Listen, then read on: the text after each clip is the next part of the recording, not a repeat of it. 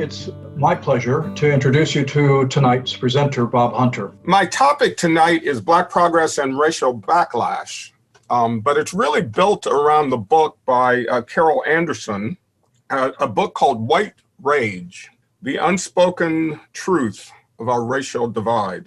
White Rage, The Unspoken Truth of Our Racial Divide. Carol Anderson is an academic. She's a historian, professor of African American Studies at Emory University. And the book actually for her began in 2014 when she was writing an article for the Washington Post. She was writing this article about Ferguson and the whole Michael Brown incident and what was going on in Ferguson. And her initial idea of framing that article was to talk about the rage of the Black community dealing with racism. And, you know, as we looked on our televisions and looked in the newspapers, we saw a lot of images of a community that was just torn apart by what had happened to Michael Brown, by the fact that they left him in the street for half a day or more, his body just lying there, people having to go around him. It enraged that community. And so she was going to write about that. And as she got to thinking about it, she said, you know, in a real sense, though, the real rage here is what happens to Black communities when they succeed. And she got to thinking about history in that, with that framing. It was sort of a reframing. So she reframed her article. And the article was titled White Rage, and then later wrote the book, which was a larger historical work, framing that, in fact, the way you look at, one way to look at Black history is not how Black people have fought back in anger from the racism, but the white rage that constantly comes up when Black people succeed. And that framing that white rage is, there is a kind of rage that comes out when the Black community succeeds. And of course, she wrote that article with that in mind and then look historically. And as I was preparing for this, Hank Aaron died. And I began to look at Hank Aaron and I said, well, you know, the political dynamic around rage might be harder to show than Hank Aaron's story, which has no political element to it. I mean, it's not about politics. It's about sports. It's about the success of a man who was engaging in sports. Hank Aaron, for those of you who may not be baseball buffs or sports buffs, broke Babe Ruth's record. 715 home runs in a season. And that record was going on. He was getting close to it in 1973. 1973, he was getting very close to it. And by 1974, he broke the record. When 1973, he was experiencing tons and tons of hate mail and death threats. And at the end of the season of 1973, he said to several of his colleagues and the people around him, I don't know that I'll make it to season 74. There were so many people enraged, and he got hate mail, and it was racist hate mail, full of the N-word and all kinds of insults and insults to Black people.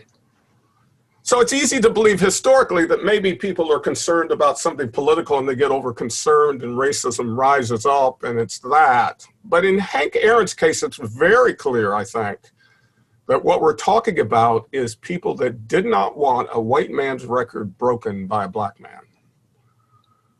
Very, very clear in that situation. The story is really pretty scary. His daughter ended up, she was in college at the time, and she ended up being visited by FBI agents who said, we've got your building surrounded, look out the window. Those gardeners out there, they're FBI agents, they're here to protect you. the janitors, the new janitors in the building, those are people from the FBI that are here to protect you. We're trying to keep you alive because your dad is about to break the record. It's just really sobering to realize that what we're talking about here is not anything that was going to affect any of these people that were threatening them.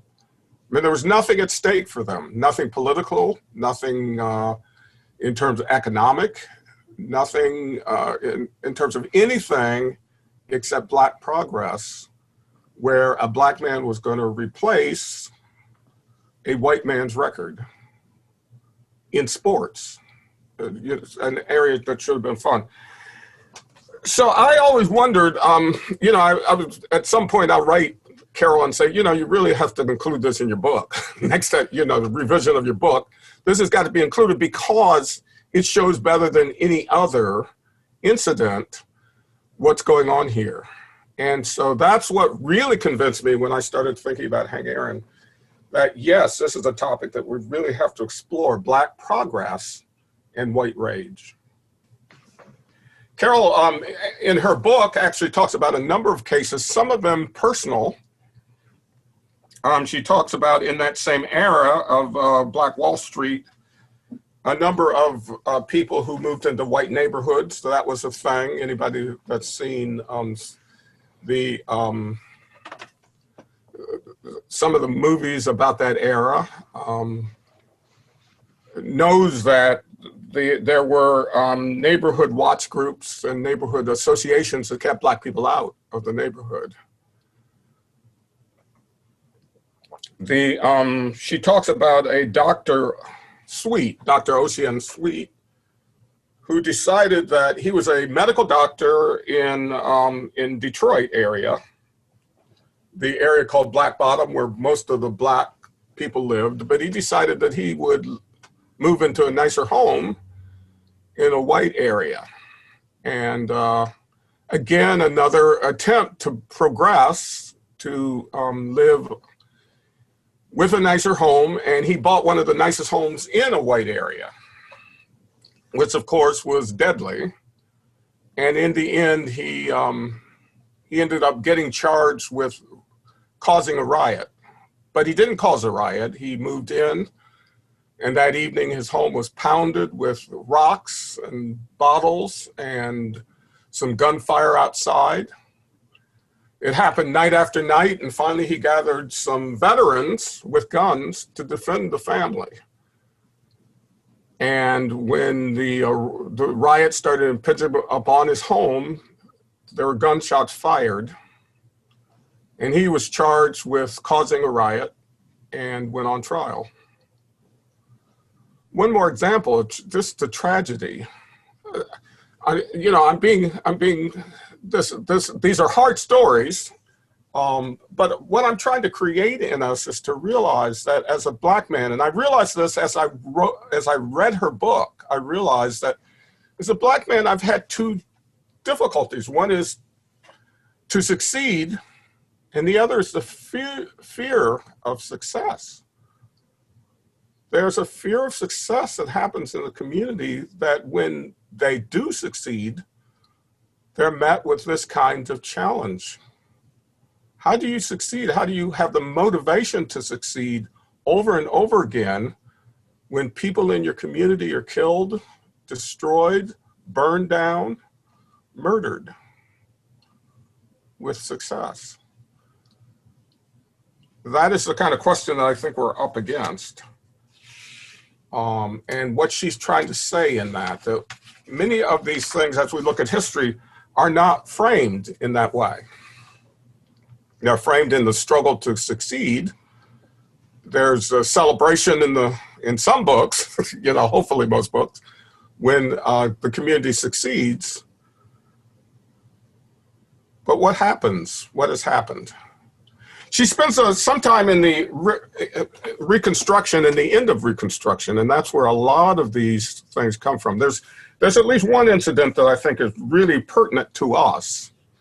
Wilmington, back in the 1800s, 1897, just at the turn of the century, Wilmington, North Carolina voted in just before the ending and this deal that was made, just before that, or just after that, they had a biracial government in Wilmington, North Carolina, not Delaware, Wilmington, North Carolina.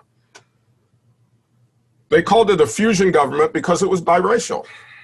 And a lot of us don't have the sense that there was real progress, that there was a civil rights movement during that time. There were civil rights laws passed. And we had in some places like Wilmington, North Carolina, biracial governments, what they called this fusion government. But that was unsatisfactory to the white populace. And so there began circulating a petition called White Supremacy that was to say that we do not accept a biracial government. And like in Tulsa, Oklahoma, there was an incident.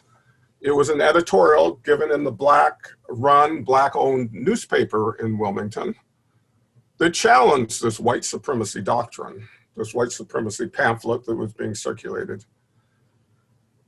And it caused a group of men to go out and to basically kill. It was a coup d'etat. So if we think the coup d'etat that just happened, or the attempted coup d'etat that just was attempted in January 6th was the first, what we see in this case was another attempted coup d'etat, and it was successful. They basically killed the leaders of the city, the mayor and the council people, and established a white government. Again, another progress overturned. Carol Anderson is saying to us here, what we're dealing with is the rage that shows up when we see Black progress.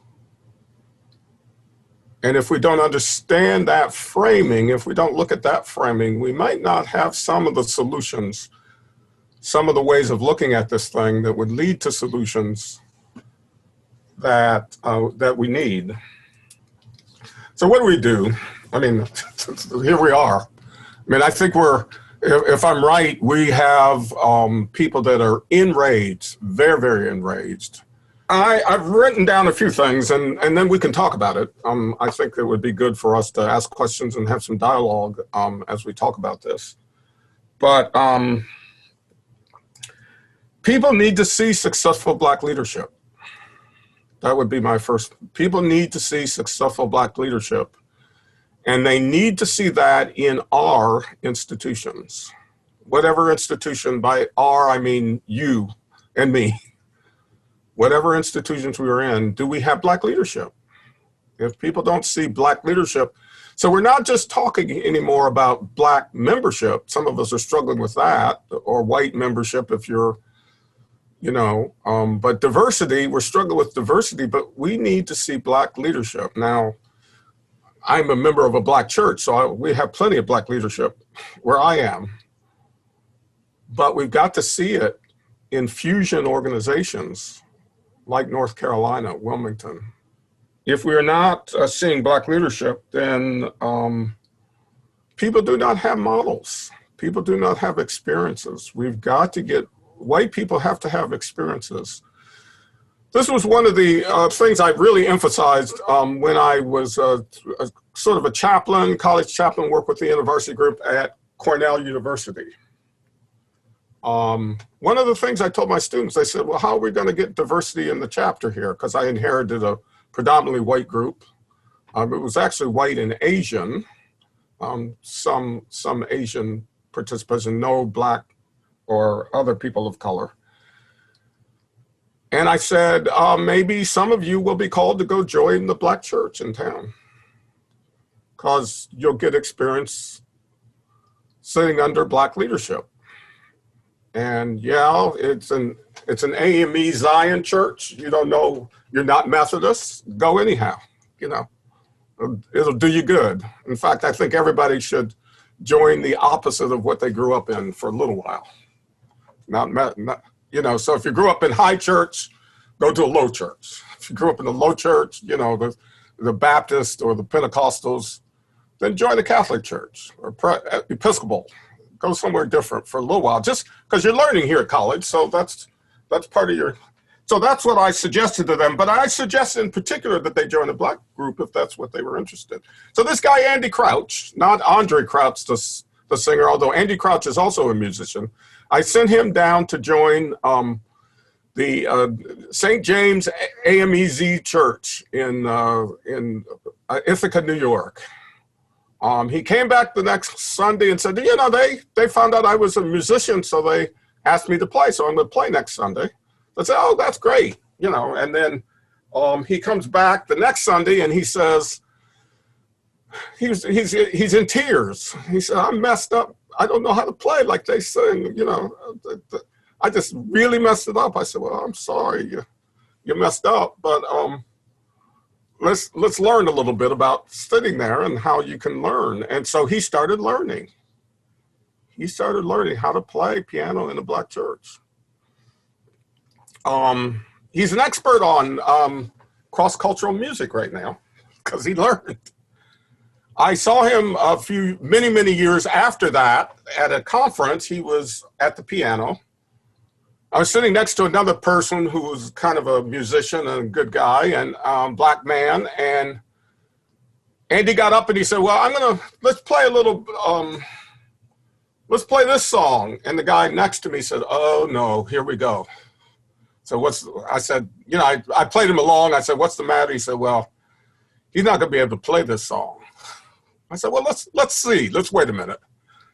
He played the song and the guy leaned back to me and he said, he knows what he's doing, doesn't he? He can play that song. And he also understands what it was about because he talked about it. There's a guy who sat under black leadership and had something to offer. So I think that's got to be a goal. So my next goal is, what black leadership do you sit under? What black leadership have you had? And where can you find some? You know, some folks that are in charge. You know, so that's my second thing. There's some black people here, so it doesn't work quite the same way because most black people have sat under white leadership. It's been almost impossible for us to be in the United States and not do that. So this is not an equal thing.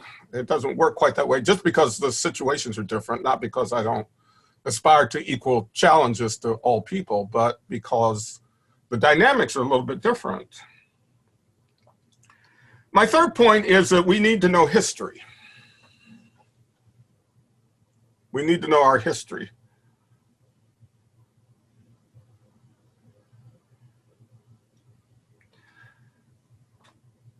Where is the phrase found? He has endeavored to bring on the inhabitants of our frontiers some merciless Indian savages. That is a line in the Declaration of Independence.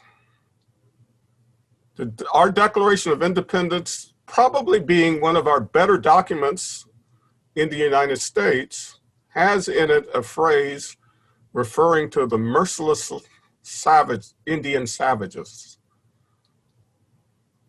We got to understand our history. We are a country built on white supremacy. And if we don't understand that, if we don't understand its roots, now I'm talking to a group that understands that. You're here because of this, so I'm not talking down to you, but I'm saying we have to spread that. We have to help other people understand that. We have to get people into that and to understand what's going on. And then one last thing I think we need is that we all need some work on our emotional healing, our traumas. In a book group that I'm in that Debbie Weatherspoon is also in, though she can't make some of the meetings now, is a book called My Grandmother's Hands. And in that book, he talks about the traumas existing in both the white community, the black community, and communities of policing and the kind of traumas. And his suggestion is that we can't, it's not just an intellectual thing. We can learn about the history, we can learn about some of the other things, but in the course of what's going on internally, there's some stuff that is so deep and so emotional that we need some exercises, some ways of approach that get below the words and the constructs that we have in our heads, and to get to gut level feelings that we sometimes experience. So I think that we need places where we can do emotional healing. We need people who have expertise in emotional healing, and we need to visit that. So that's where I'm going here. I'm saying that I think we are in for a hard ride. 2020 is not over, and it won't be over for a long time. In addition to the traumas of a virus, we have a new step in the progress of Black progress, and that's exciting. You know, we need to celebrate that, but we also need to recognize that with Black progress comes terrible backlash.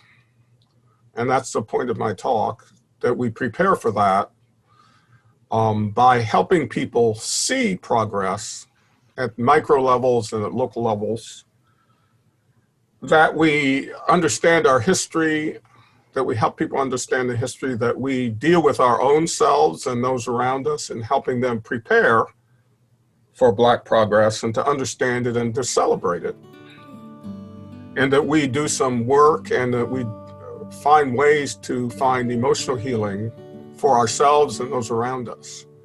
One of the things I know that Just Faith is talking about is a program that would take activists and help us to deal with the divide in our country.